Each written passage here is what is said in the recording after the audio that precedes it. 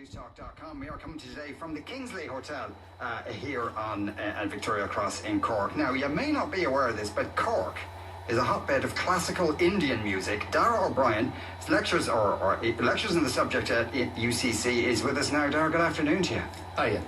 You have a PhD in Hindustani music. That's right, yeah. Why? Why? Well, I had some questions that needed to be answered, and it took me 7 years to realise that. It was a fascinating journey, I have to say. I just got sucked into this whole culture of music and the music itself. I got addicted to it, and I suppose I needed some sort of context to make it make sense.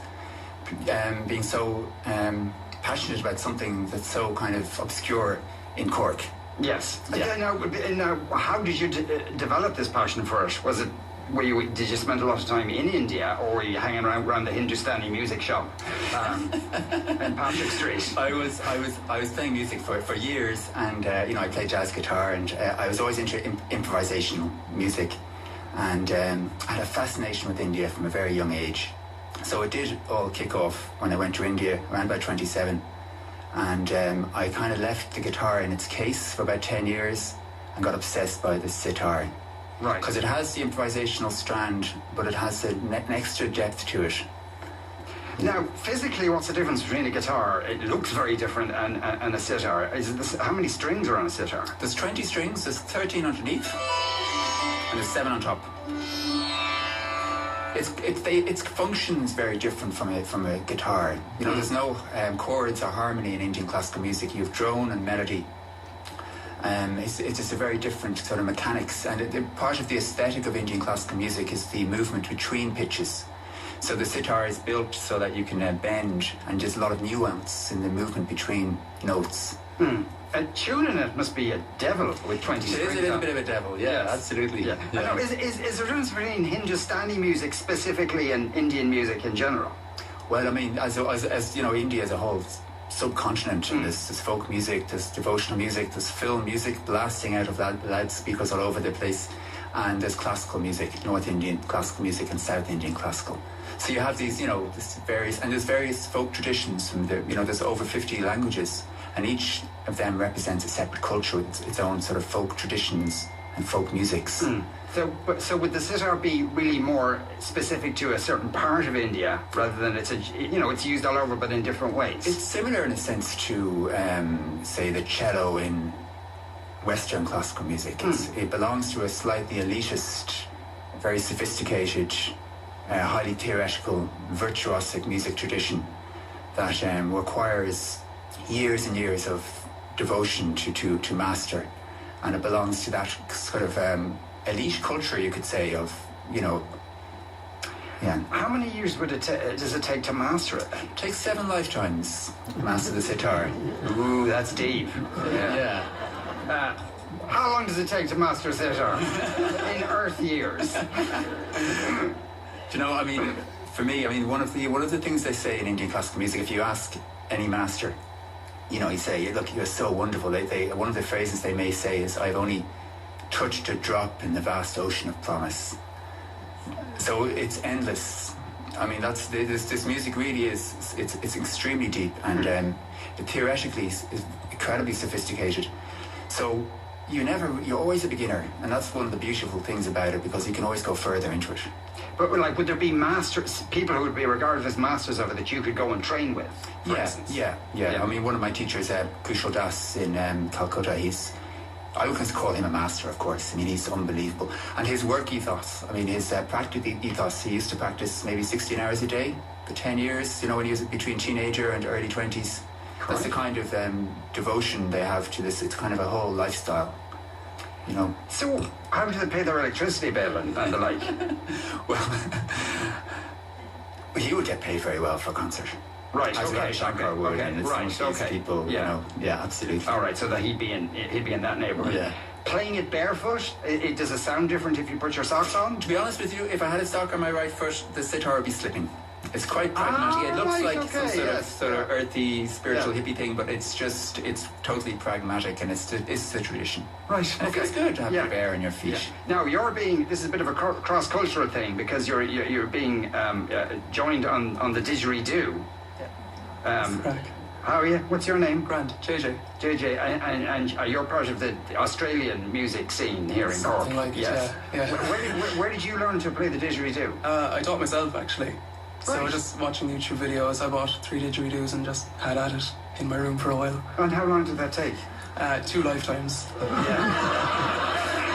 See? Good man, good answer. Excellent answer. Does that mean that a didgeridoo is a superior instrument to a sitar? No, it's only no. two lifetimes to No, play. sure, I learned it. It's grand. Right, okay. And did you think, I know, surefire way to pick up girls? Nah. Oh, it was worth a shot. Okay, It was. So what are you going to play for us today? I'm going to play a little tune. It's in the style of Indian classical music. Of course, raga is usually an hour long, so it's very condensed. Okay. But it's actually a tune I wrote for my daughter, who's only 5 months this week. Ah. So I'm calling it the Ruby Raga, and it's short and sweet, just like her. So. All right, well, congratulations. Dara and JJ, take it away.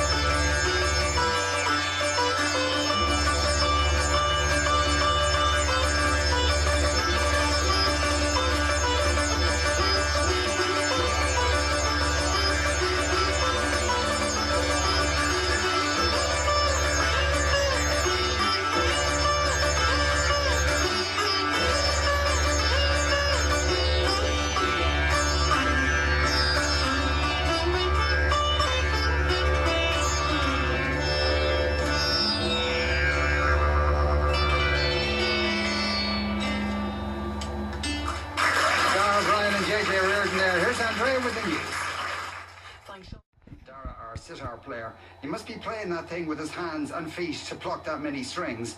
Also, can you ask the didgeridoo fella where in Ireland, and particularly in the southeast, you can get lessons?